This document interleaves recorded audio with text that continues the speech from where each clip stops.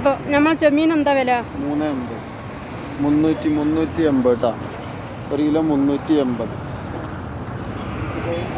അപ്പോൾ 1.5 കിലോന്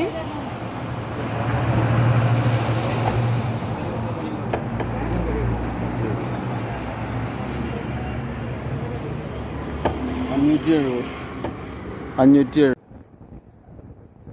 ഞാനിന്ന് നല്ല ഒരു ചെമ്മീൻ അച്ചാർ തയ്യാറാക്കാൻ പോവാണ് കേട്ടോ. ഇത് എനിക്കല്ല, ഒരാൾ ഓർഡർ ചെയ്തതാണ്. അപ്പോൾ നല്ല ചെമ്മീൻ തന്നെ വാങ്ങി. എൻ്റെ വീട്ടിൻ്റെ അവിടുന്ന് 1 കിലോമീറ്ററാണ് നടന്നു പോയാൽ വൈകുന്നേരം നല്ല മീൻ ലോറിക്കാരുണ്ടാവും. തങ്ങൾപ്പടി എന്ന് പറഞ്ഞ സ്ഥലത്ത്, കുറ്റിപ്പുറം തങ്ങൾപ്പടി എന്ന് പറഞ്ഞ സ്ഥലത്ത്. അപ്പോൾ നമ്മളറിയുന്ന മക്കൾ തന്നെയാണ്.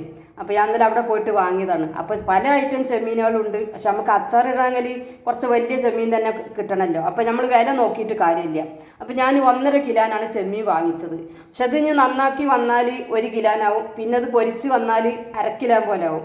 അപ്പോൾ നമുക്ക് എപ്പോഴും നമ്മൾ ചാറ് വെക്കുകയാണെങ്കിലും അച്ചാറിടുകയാണെങ്കിലും അതിൻ്റേതായിട്ടുള്ള തനി രുചി, ആ ചോയ അങ്ങോട്ട് ചെമ്മീൻ്റെ ചോയ നമ്മൾ നാവിലേക്ക് ഇങ്ങോട്ട് കിട്ടണമെങ്കിൽ അത്യാവശ്യം ചെമ്മീൻ തന്നെ നമ്മൾ ഇതിലേക്ക് തയ്യാറാക്കണം. അതുകൊണ്ട് തന്നെയാണ് ഞാൻ 1.5 കിലോ ചെമ്മീൻ വാങ്ങിച്ചത്. ഇനി എന്തോ നമുക്ക് നന്നാക്കി എടുക്കാം.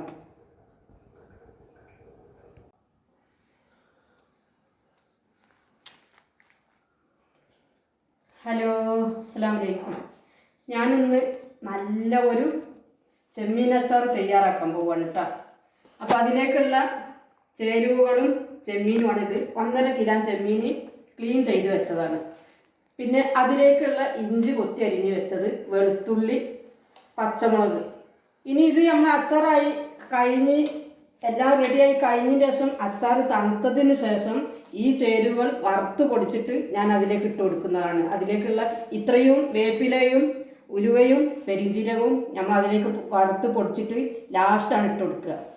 പിന്നെ ഏറ്റവും കൂടുതൽ ഞാൻ ഇഞ്ചും വെളുത്തുള്ളിയും ഞാൻ നല്ലോണം ഇതിലേക്ക് എടുത്തിട്ടുണ്ട്.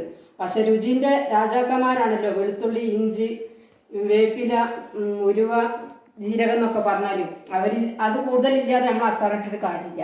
അപ്പോൾ എല്ലാം നല്ല സാധാ തനി ചേരുവകളോട് കൂടിയുള്ള തനി നാടൻ ചെമ്മീൻ അച്ചാറാണ് ഇന്ന് ഞാൻ നിങ്ങൾക്ക് തയ്യാറാക്കാൻ പോകുന്നത്. ഇതൊരാൾ ഓർഡർ ചെയ്തതാണ്.